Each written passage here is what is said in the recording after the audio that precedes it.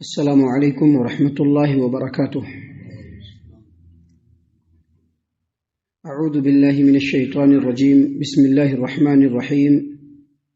قالوا تاللہ لقد علمتم ما جئنا لنفسد في الارض وما كنا سارقین قالوا فما جزاؤه ان كنتم كاذبین قالوا جزاؤه من وجد في رحله فهو جزاؤه كذلك نجزي الظالمین فبدأ بأوعيتهم قبل وعاء أخيه ثم استخرجها من وعاء أخيه كذلك كدنا ليوسف ما كان ليأخذ أخاه في دين الملك إلا أن يشاء الله نرفع درجات من نشاء وفوق كل ذي علم عليم۔ محترم سامعین کرام، سورہ یوسف سورہ نمبر 12 اور اسی صورت سے بھی آپ کے سامنے آیت نمبر 73، 74، 75، 76 یعنی 73، 74، 75، 76 یہ آیات ابھی آپ کے سامنے تلاوت کی گئی۔ محترم سامعین کرام، جیسا کہ آپ تمام کو یہ بات اس سے پہلے بتلائی جا چکی ہے کہ یوسف علیہ السلام کے 11 بھائی جب غلہ لینے کے لیے آئے تو ان میں جو یوسف علیہ السلام کے حقیقی بھائی ہیں ان کو اپنے پاس روکنے کی تدبیر کرنے کے لیے یوسف علیہ السلام نے شاہ مصر کا پیالہ ان کے غلے میں رکھوا دیا، اور پھر ادھر سے جو لوگ ان کے پیچھے سے مامور تھے ان لوگوں نے یہ لوگوں کے درمیان اعلان کیا کہ شاہ مصر کا پیالہ چوری ہو گیا ہے۔ یوسف علیہ السلام کے بھائی لوگ جانے لگے۔ جب یہ لوگ مصر کے باہر پہنچ رہے تھے تو پیچھا کرنے والوں نے، تعاقب کرنے والوں نے، جو بادشاہ کی طرف سے، عزیز مصر کی طرف سے جو ان کو فالو کیا تھا، ان کو پیچھے کیا تھا، وہ لوگ ان کے پاس پہنچے اور پکار کر کے کہا کہ قافلہ والوں، تم لوگ چور ہو، تم لوگوں نے شاہ مصر کے پیالے کی چوری کی ہے۔ تو ان لوگوں نے، یوسف علیہ السلام کے بھائیوں نے ان لوگوں کی طرف متوجہ ہو کر کے کہا، اللہ تبارک و تعالیٰ نے فرمایا، قالو، یوسف علیہ السلام کے بھائیوں نے کہا، تاللہ لقد علمتم ما جئنا لنفسد فی الارض وما كنا سارقین، اللہ کی قسم ہم لوگ جو یہاں پر آئے ہیں تم لوگ جانتے ہو کہ ہم لوگ زمین میں فساد برپا کرنے نہیں آئے ہیں اور ہم لوگ چور بھی نہیں ہیں۔ مطلب یہ کہ ابھی آئے، تم لوگوں کے ساتھ رہے، تم لوگوں نے ہماری ضیافت کی، ہماری تکریم کی، اس درمیان تم لوگوں نے دیکھا کہ ہم لوگ انتہائی شریف خاندان کے ہیں، ہم لوگ چوری چماری کرنے والے نہیں ہیں اور نہ ہی ہم لوگ یہاں پر فتنہ و فساد برپا کرنے آئے ہیں۔ جب یہ بات یوسف علیہ السلام کے بھائیوں نے کہا تو جو لوگ ان کا پیچھا کرتے ہوئے آئے تھے بادشاہ کی طرف سے، عزیز مصر کی طرف سے، ان لوگوں نے کہا کہ ٹھیک ہے۔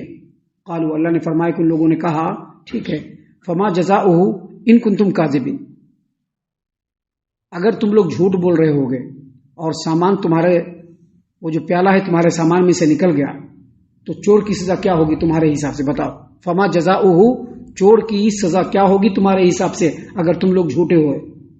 تو یوسف علیہ السلام کے بھائیوں نے کہا، اللہ نے فرمایا، قالو، یوسف علیہ السلام کے بھائیوں نے کہا، جزاؤہ من وجد فی رحلہ فہو جزاؤہ کذالک نجزی الظالمین، جس آدمی کے سامان سے پیالہ نکلے گا وہ آدمی تمہارے حوالے ہے، اور اسی طرح سے ہم لوگ سزا دیتے ہیں چوروں کو۔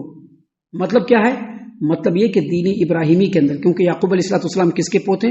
ابراہیم علیہ السلام کے پوتے، وہی شریعت جو ابراہیم علیہ السلام کی ہے۔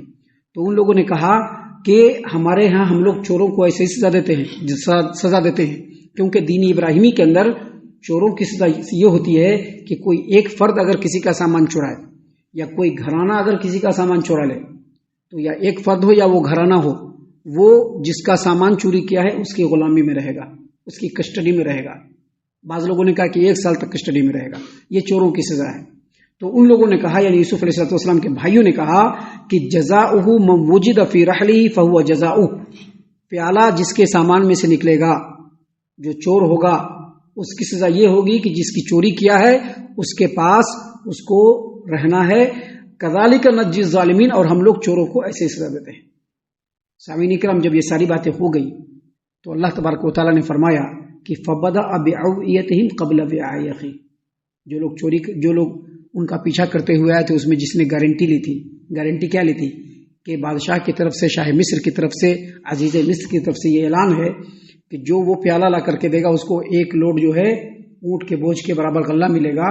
جو گارنٹر تھا، جو ان کے ساتھ آیا تھا، جو اس کا مین تھا، فبدأ بأوعيتهم قبل وعاء أخيه، بنیامین کے سامان کی تلاشی لینے سے پہلے دوسرے بھائیوں کے سامان کی تلاشی لینا شروع کر دیا، کیونکہ تدبیر تھی نہیں ہے. ابھی ڈائریکٹ بنیامین کے سامان کی تلاشی لے لیتے تو لوگوں کو شک ہوتا تھا، اسی لیے پہلے دوسرے بھائیوں کے سامان کی تلاشی لی، اور 3 4 5 آدمی کی سامان کی تلاشی لینے کے بعد بنیامین کے سامان کی تلاشی لی. اللہ نے فرمایا فبدأ بأوعيتهم قبل وعاء أخيه، پھر اس گارنٹر نے، اس ضامن نے یوسف علیہ السلام کے بھائی بنیامین کے سامان کی تلاشی لینے سے پہلے دوسرے لوگوں کے سامان کی تلاشی لی. ثم استخرجها من وعاء أخيه، اور پھر بنیامین کے سامان کی تلاشی لیتے ہوئے اس پیالے کو، اس پانی پینے کے پیالے کو بنیامین کے سامان سے برآمد کر لیا. یہ سب یوسف علیہ السلام کی تدبیر تھی جو انہوں نے پہلے کر کے رکھی تھی. اللہ تبارک و تعالیٰ نے فرمایا کذالک کدنا لیوسف، اللہ نے فرمایا اس طرح سے ہم نے یوسف کے لیے تدبیر کی. ابھی اللہ تبارک و تعالیٰ نے فرمایا کہ ہم نے یوسف کے لیے تدبیر کی، ادھر یوسف علیہ السلام نے بھی ایک تدبیر کی تھی. تو یوسف علیہ السلام کی تدبیر کیا تھی؟ یوسف علیہ السلام کی تدبیر یہ تھی کہ کسی بھی طرح سے بنیامین میرے پاس رک جائے، کیونکہ بنیامین جب ان کے پاس رکے گا تو آگے بہت سارے چیزیں ہو سکتی ہے. یعقوب علیہ السلام کو بھی بلوایا جا سکتا ہے، بھائیوں کی جو کرتوتیں ہیں اس کو بھی لوگوں کے سامنے واضح کیا جا سکتا ہے، یا باپ کے سامنے واضح کیا جا سکتا ہے. یہ ساری چیزیں ہو سکتی ہیں. لیکن ساتھ ہی ساتھ یوسف علیہ السلام یہ بھی چاہتے تھے کہ یوسف علیہ السلام پورے مصر کی فرما روائی ان کے ہاتھ میں ہے، بھائیوں کے اوپر یہ چیز بھی ابھی واضح نہیں ہونا چاہیے، یہ سب چیز راز میں رہنا چاہیے کہ جو عزیز مصر ہے یہی میرا بھائی یوسف ہے. یہ ساری چیزیں ابھی جو ہے پردے میں رہنا چاہیے، راز میں رہنا چاہیے. لیکن اللہ تبارک و تعالیٰ نے تدبیر کیا کی؟ اللہ تبارک و تعالیٰ نے تدبیر یہ کیا کہ جو چور ہوتا ہے نا، شاہ مصر کے قانون کے مطابق چوری کی سزا سیدھے جیل جانا ہے. شاہ مصر کیونکہ بادشاہت ہے، وہاں پر چوری کی سزا کیا ہوگی؟ سیدھے جیل جانا ہے. جو چوری کرے گا وہ جائے گا جیل، چوری کرے گا جیل جائے گا. لیکن دین ابراہیمی کے اندر چور کی سزا کیا؟ دین ابراہیمی کے اندر چور کی سزا یہ کہ جو چوری کرے گا تو جس کی چوری کرے گا اس کے پاس اس کو غلامی کے طور پر رہنا ہے. ابھی یہ لوگ شاہی مہمان بن کر کے آئے تھے بادشاہ کے ہاں، اور جو ہے عزیز مصر کے ہاں ان کو بطور خاص مہمان رکھا گیا تھا، ان کی تعظیم کی گئی تھی، ان کی تکریم کی گئی تھی. لہٰذا اللہ تبارک و تعالیٰ نے پہلے ہی ان کے منہ سے نکلوا دیا کہ دیکھو ہمارے ہاں چور کی سزا یہ ہے کہ جو چور ہوگا اس کو 1 سال تک جس کی چوری کی اس کو غلامی کرنا ہوگا. یہ اللہ تبارک و تعالیٰ کی طرف سے تدبیر تھی کہ اللہ تبارک و تعالیٰ بالکل یہ نہیں چاہتے تھے کہ بنیامین جیل جائے، کیونکہ اس نے تو چوری کی نہیں، یہ تو یوسف علیہ السلام کی تدبیر ہے. لیکن اگر اس تدبیر سے جائیں گے تو بنیامین جیل جائے گا. لہٰذا اللہ تبارک و تعالیٰ نے یوسف علیہ السلام کے بھائیوں کے منہ سے پہلے ہی نکلوا دیا کہ دیکھو ہمارے ہاں جو بھی چوری کرتا ہے، جس کی چوری کرے گا اس کے ہاں اس کو کسٹڈی کے طور پر رہنا پڑے گا. جیسے ادھر بنیامین کے سامان کی تلاشی لی گئی، وہ چوری کا پیالہ جو ہے، جس کو چوری کا پیالہ ہی اس وقت کہا جا سکتا تھا، وہ پیالہ جیسے ہی برآمد کیا گیا بنیامین کے سامان سے، فوراً اس پیالے کو پہلے اپنے انڈر میں لیا ان لوگوں نے، اور پھر بنیامین کو بھی اپنی کسٹڈی میں لے لیا اور لے کے چلے گئے.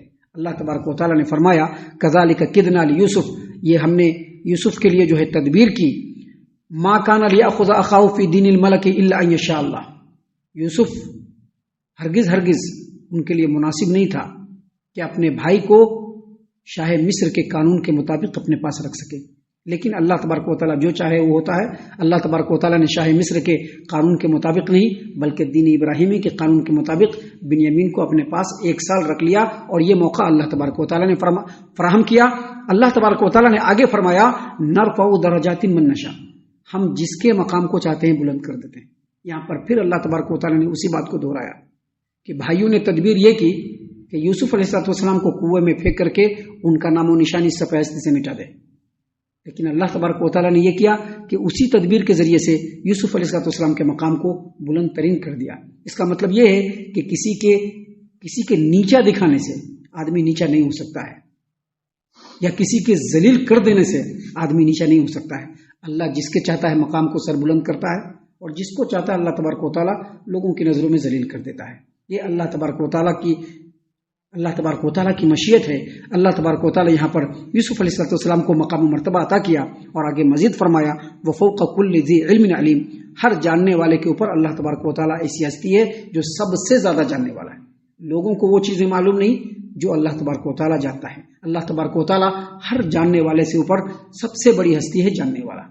سامعین کرام ابھی آگے اور بھی باتیں ہیں جو اللہ تبارک و تعالیٰ نے نصیحت کے طور پر اس سورت کریمہ میں بیان فرمائے ہیں جس کو انشاءاللہ کل اور کل کے بعد کے درسوں میں ہم آپ کے سامنے پیش کرنے والے ہیں. ہم اللہ سے دعا کرتے ہیں کہ اللہ تعالیٰ ہم تمام کو ان تمام باتوں کے اوپر خوب غور و فکر اور تدبر کرنے کے ساتھ ساتھ ان باتوں کے اوپر عمل کرنے کی بھی توفیق عنایت فرمائے. آمین. اللہ تعالیٰ ہم تمام کو صحیح معنوں میں پکا سچا مومن مسلمان بنائے. اللہ اور اس کے رسول صلی اللہ علیہ وسلم کی اطاعت و فرما برداری کرنے والا بنائے. صحابہ کرام رضی اللہ عنہم کے طریقے پر چلنے والا بنائے. جنت الفردوس میں جگہ عطا فرمائے. اے اللہ ہم تمام کو جہنم سے پناہ دے. اے رب العالمین ہم تمام کو جہنم سے پناہ دے. اے مالک الملک ہم تمام کو جہنم سے پناہ دے. آمین یا رب العالمین. وما علینا الا البلاغ المبین. تبارك الذي نزل الفرقان على عبده ليكون للعالمين نذيرا